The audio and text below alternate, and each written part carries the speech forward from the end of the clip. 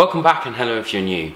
Architects have created a sound that may have come from niche beginnings, but has now taken them to become poised to be one of the biggest metal bands in the UK. Following the release of their absolutely sensational All Our Gods Have Abandoned Us, it was sadly revealed that longtime guitarist Tom Searle lost his battle with cancer. Understandably, the group took a break and regrouped, performing live with Sylosis guitarist Josh Middleton throughout the remainder of 2017. Fast forward to 2018 and Architects performed their biggest ever show, a sold-out 10,000 cap Alexandra Palace in the UK.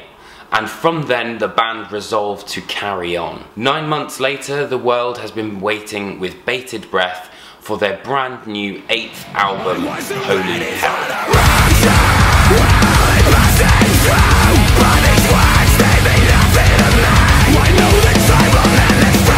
Moving on from the grieving that the band had in All Our Gods Have Abandoned Us, and really shows Architects returning to be a defiant force. Themes range from the current state of the world at large, as evidenced on the lyrics of Modern Misery, to very much coping with loss. But not only to cope from it, but to learn from it and really embrace it in your life and make an active change into making it something positive. There's various different moments where this idea of loss is brought up, but it's overall a very large part of Holy Hell. Whereas others are a really beautiful nod to Tom, for example, reprising the lyrics that were previously on Gone with the Wind, with the lyric, "I'm not sure if it's fate or faith, but if hope is a prison, then maybe fate will set me free." A beautiful way to honour Tom's legacy, but also a statement that Architects are definitely carrying on. Expanding on the idea of orchestration, which was somewhat experimented with on the previous record, here there are elements where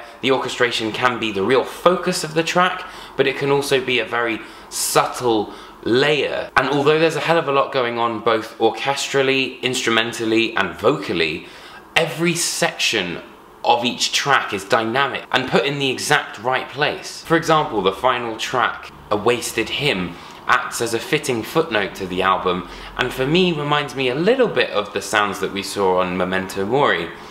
And it's just a really nice way to give a nod again to that album and to Tom. However, this is without a doubt the most experimental record Architects has ever written to date. There are elements which stretch as far back as Ruin and Hollow Crown era. You know, I'm talking that heavy, particularly on the title track Holy Hell. Ideas that you think might stick out like a sore thumb only enhance the listen on this record. Dying to Heal features some of the band's most groovy riffs that they've put forward so far, and again, it is pushing the boat out, but in an Architects way. And although Josh Middleton has joined the band, there's always going to be speculation to whether or not his influences did kind of have a little bit to do with the idea. Not to say that Josh hasn't left his imprint, but merely integrated with the band to create a fantastic addition and no doubt push the sound further forward. Mortal, after all, is probably the most evident of this and sounds like Architects, but really goes for the jugular in terms of those ideas of melody. And it's these small additions of melody that really make the difference. For example, those lead work sections on Royal Beggars that really lift that chorus.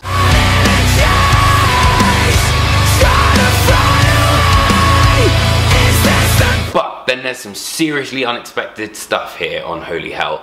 The Seventh Circle has to be probably one of my favourite tracks, and it's a 2-minute ripper. Like, I'm talking, this goes decapitated level heavy, and there are these really interesting integrated pick scrapes.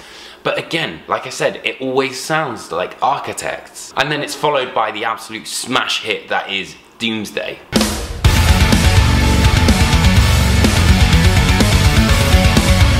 Similarly, there are tech metal ideas almost on Damnation, which, you know, feature some of the grooviest tones we've ever heard from the band. Now, Sam's vocal performance on this album is easily his best and most varied to date. Death Is Not Defeat brings more of the highs into the limelight, working really well with the orchestration of the actual track itself. And I'm talking about, you know, like the actual orchestra.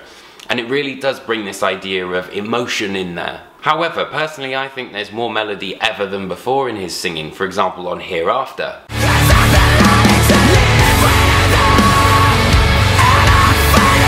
But that's not to say that the aggression is gone, because it's very much still there, as you can see on Hereafter. I wasn't ready for the rapture. and he just rips through. It's absolutely the most emotionally raw but brilliant performance. With this, of course, comes those massive breakdown sections, but the band don't allow themselves to be predictable and thinking, you know, verse, chorus, breakdown, and instead change it completely up and start Modern Misery off with a breakdown.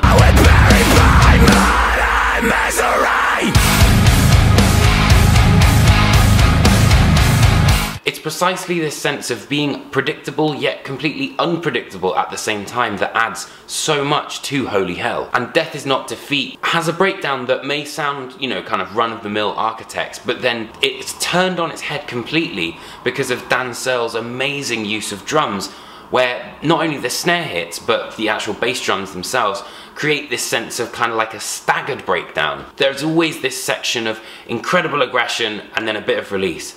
And it really builds to make the flow of the album work so well. And it's here that we can see this progression in songwriting. You know, I'll take Hereafter as a fantastic example. The first verse is a bouncing riff fest before the arrival of the second verse, where the band dial it back slightly.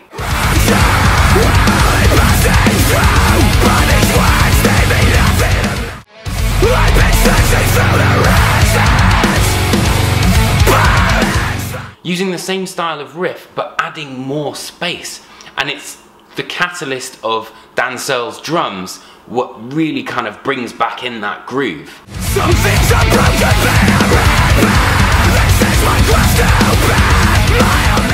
I think back to the Brixton Academy performance. It was a blend of unadulterated fury, sorrow and humility, but more importantly, it was so emotional. Never before have I seen such an emotionally raw performance as I did that night. And the reason I'm talking about this is because what Architects have been able to do is bottle that sense of fury, of sorrow and of humility and put it into everything that is Holy Hell. And yet, whilst Tom's spirit will always be a part of Architects, the band have learnt from loss. And now the band are carrying on to honour Tom's memory, to honour his legacy with the unabashed, the unbroken and the absolutely unstoppable Holy Hell. And for that reason, I'm giving the record a 5 out of 5.